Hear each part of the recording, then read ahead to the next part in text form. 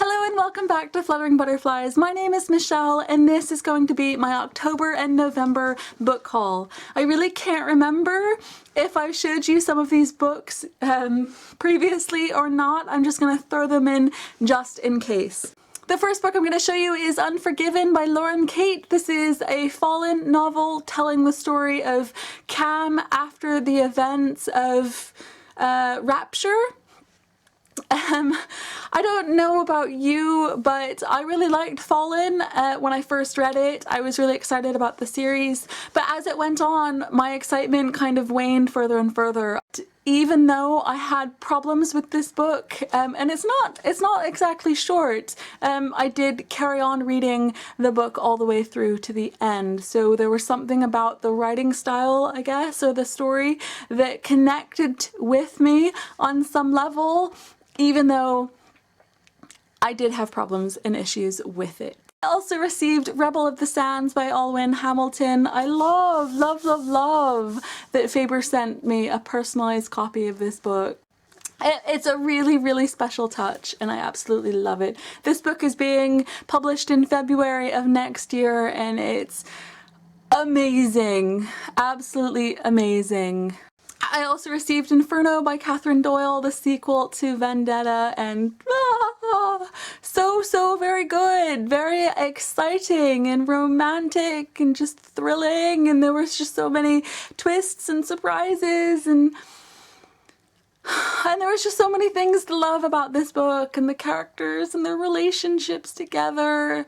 I loved it. I did. I also received All Wrapped Up, a Geek Girl story by Holly Smale, and it was very sweet and Christmassy and just so incredibly lovely.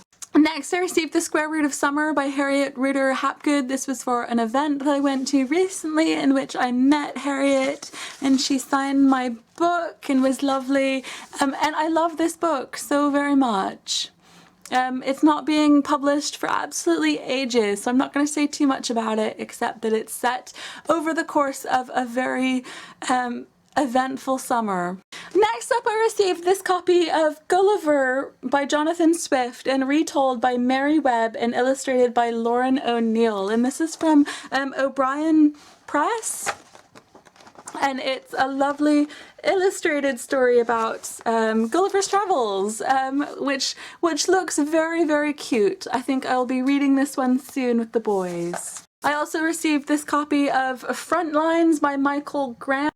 I really don't know very much about this. I think it's kind of an alternate history story involving soldier girls. They came with some amazing dog tags that I've misplaced so far. I'd said previously that I really wanted to read something by Michael Grant, and I think I finally found a book to get me on to reading this author, so thank you so much to Electric Monkey for this book. I found them! Here are these amazing dog tags that Electric Monkey sent for me. One dog tag says Frontlines, Michael Grant, 28th January 2016, and the other one says The Fate of the World is in the Hands of the Soldier Girls. How amazing do these dog tags look? I love that. Next up, from Bloomsbury, I got this wonderful new hardback copy of Paper Towns by John Green with the most incredible pop-out section at the front here. It is so gorgeous and I'm so happy that Bloomsbury sent this to me. Thank you so much. I also received this lovely wrapped copy of Everything by Nicola Yoon. I've already read and loved this book and reviewed it and talked about it. It's such a wonderful book.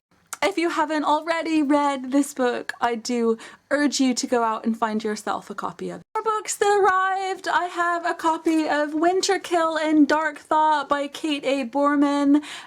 Winterkill was a book that I read last year, I believe, and I found it really interesting. It's a trilogy, and Faber have repackaged these books, and they look gorgeous. I love the colors and the individual figure here and the trees and just everything about these covers are so very, very pretty, and I cannot wait to read the sequel to this book. Next up we have two books by Barrington Stoke. The first is Claire and Her Captain by Michael Morpurgo with illustrations by Catherine Rayner, and we have The Seal's Fate by Owen Colfer with illustrations by Victor Ambrose. And I think these are the first two books in their illustrated new books for middle grade readers, and I just think that's a great idea. I love they have wonderful color illustrations in both of these books. This book is a really lovely hardback book, and this one is quite a sturdy cover, with, again, lovely color illustrations. These two books look really, really adorable and really sweet, and like they'd make great Christmas presents. So I love them, and I will hopefully be getting to these ones very soon. And along the sort of children's middle grade sort of theme, I also have a copy of Beetle Boy by M.G. Leonard. I love, love, love the sound of this book. It sounds adorable. Beetles aren't really my thing, but I think that the author is so passionate about beetles that she's kind of won me over a little bit. So very excited for this book, which is being published which isn't being published until March of next year, so I've got a little bit of time to get into this one. I also have Lillian the Christmas Wish by Kara Staton, a book about Christmas and pugs and wishes. I've been kind of waiting a little bit I've been waiting a little bit to read this one just to get myself into the Christmas spirit, but I think I'm there now, which means that I cannot wait to read this book. It just sounds so adorable. The book I'm actually reading now is this book, Moresi by Maria Turchinana. I don't know how to say that name, I'm so sorry. And the little card that was tucked into my book describes this one as a Finnish feminist fantasy novel, and I'm only 34 pages into it, so it's not too far, but I already love the setting. I want to know more about the characters that I've met, and it just sounds really, really good about this island full of women. And just I want to see what sort of where the fantasy elements come into it, but already the storytelling itself is quite beautiful, and because Riot Communications, who sent this book to me, are so amazing, they actually sent it in this really pretty display box. Let me see if I can open it for you, with red tissue paper, and inside, along with the press release, is the most amazing thing that I've ever been sent. And I don't even mind if I've already shared this with you, because I can't remember, because it's so pretty. It's a personalized wooden hairbrush. Isn't that so very, very pretty? There's even a little thing on the back. It's gorgeous, and it goes along with the pretty, pretty cover. Do you see that there? I'm in love. I'm in love. I also received the new book by Claire Furness, How Not to Disappear. I absolutely loved Claire's debut book, Year of the Rats.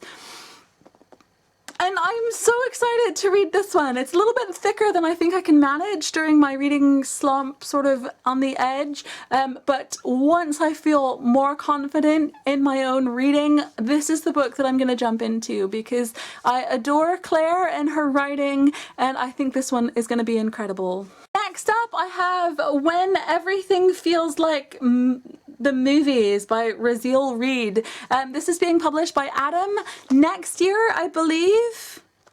And I've already heard really interesting things about this book. I love the cover, first of all, and I just love the ideas behind it. So I'm really excited to see how the author tackles this this story. I think it's going to be one of those books that people are talking about. Next up, I have this book from Macmillan. It's called Underwater by Marissa Reichart, and on the back of it, it says 1, breathe, 2, you are okay, and 3, you are not dying. And you know what, I don't even know very much about this book. It was talked about a little bit at the Macmillan event that I went to recently, but all I know about it is that people are raving about it, very emotional, and I'm so intrigued. I so want to know more about this book, so I'm sure that it will not be very long before I get into this book. It's not being published until April of next year, plenty of time, but I'm excited. And the last book that I wanted to share with you today that I received during the month of either October or November is this book. This book is called Anna and the Swallow Man by Gabrielle Savitt, and on the back of it, it's a book that is being compared to both The Book Thief and The Boy in the Striped Pajamas, and I think it's set in... It's definitely a wartime story, and this girl, her dad leaves and never comes back, and then she runs into the Swallow Man, I believe, and this is their story. It sounds like it's going to be a really emotional book, and definitely comparisons to things like The Book Thief make me sort of perk up a little bit and wonder, is that going to live up to that sort of hype? I cannot wait to find out, and I'm sure I'll be talking to you more about this book very soon. That's it from me today. Those are the books that I picked up recently, all from the publishers, by the way. Do let me know where you think I should start with any of these books, or any of them books that you're also excited to read. Do let me know. Thank you so much for watching, and I will see you again next time.